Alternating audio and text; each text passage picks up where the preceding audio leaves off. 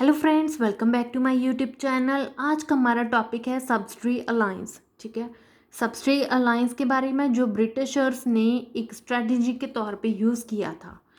ठीक है, first introduce by French East India company governor Joseph डुप्लेक्सी।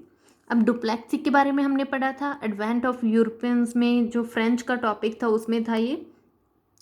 तो हमने यहाँ पे कैसे यूज़ किया है कि ये मैंने एज अ बैकग्राउंड बताया है कि जो फर्स्ट टाइम सब्सिडी अलायंस का आइडिया था वो किसके दिमाग में आया था, डुप्लेक्स के दिमाग में आया था। ठीक है, अब एक्चुअल में यहाँ से स्टार्ट होता है हमारा। अगर क्वेश्चन पूछा जाए कि सब्सिडी अलायंस को किसके द्वारा इंट्रोड्यूस किया गया था, तो वो लॉर्ड बेल्सले के द्वारा, जो कि उस टाइम पे गवर्नर जनरल ऑफ इंडिया था 1798 से लेकर 1805 तक।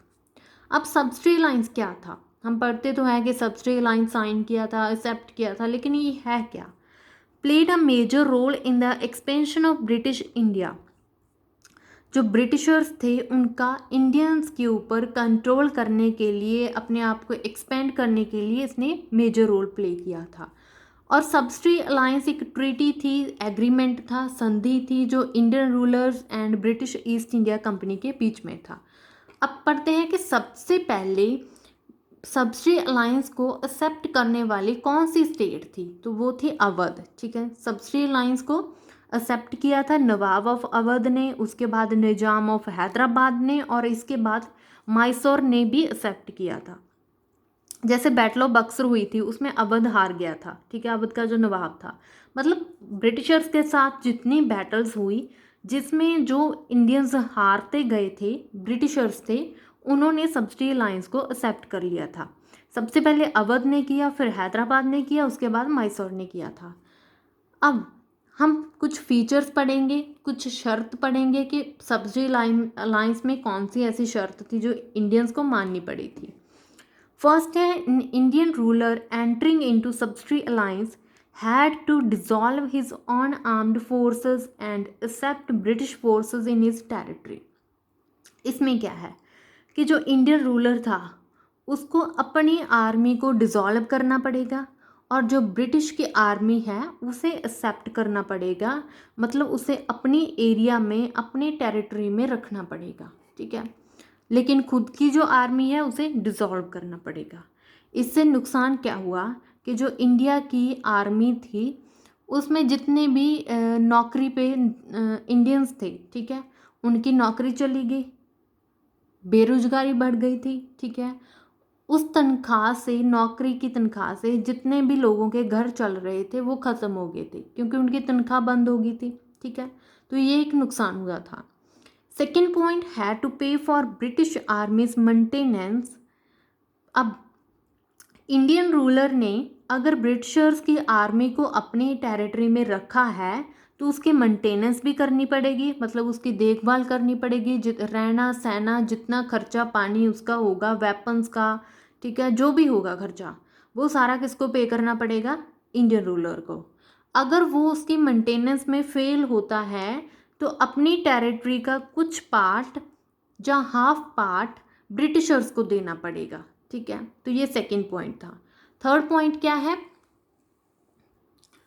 इन रिटर्न, अब जो इंडियन रूलर था वो इतना कुछ कर रहा था, इंडिया ब्रिटिशर्स की आर्मी को रख रहा है, उनके मेंटेनेंस का खर्चा पानी दे रहा है, बदले में ब्रिटिशर्स क्या करेंगे, in return the British would protect the Indian state against any foreign attack, internal revolt. मतलब इन ब्रिटिशर्स ने कहा कि इंडियंस के ऊपर अगर कोई इंटरनल, फॉरेन, एक्सटर्नल जो भी अटैक होता है तो ब्रिटिशर्स उसको प्रोटेक्ट करेंगे। ठीक है, जो ब्रिटिश की आर्मी है वो प्रोटेक्ट करेगी इंडियंस को।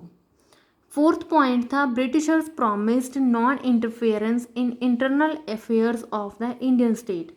कि जो ब्रिटिशर्स की आर्मी है, जब ब्रिटिशर्स हैं, वो इंडियंस के इंटरनल अफेयर्स में, इंटरनल जो काम है उनमें इंटरफेरेंस नहीं करेंगे। ठीक है, fifth point, a British resident was also in Indian court. मतलब जो ब्रिटिश का एक बंदा था, इंसान था, वो इंडिया की कोर्ट में, इंडिया के दरबार में रह रहा था। ठीक है, अब यहाँ पे क्या है, जो इन ब्रिटिशर्स का पर्सन इंडिया में, इंडिया के कोर्ट में रह रहा है, अब वो ऐसे तो नहीं बैठा है कि बस देख रहा है सब कुछ, ठीक है। तो मतलब कि वो इंडिया के ऊपर एक नज़र रख रहा है कि इंडियंस ब्रिटिशर्स के अगेंस्ट कुछ कर तो नहीं है, कोई कॉन्स्पिरेसी तो नहीं कर रही हैं, ठीक है। दूसरा है कि अब जो इंडिया ब्रिटिशर्स का पर्सन इंडिया के दरबार में है, अगर वहाँ पे कुछ डिस्कशन होगी, कुछ फैसले लिए जाएंगे तो उसमें अपने व्यूज़ भी रखेगा, ठीक है, अपने पॉइंट रखेगा। अब इंडियंस उनके पॉइंट्स को, उनके व्यूज़ को रिजेक्ट नहीं कर सकते क्योंकि इंडियंस ने सब्सिडी अलायंस को एक्सेप्ट किया हुआ है। तो ये क्या होगी, इनडायरेक्टली इंटरफेरेंस हो गई थी, ठीक है।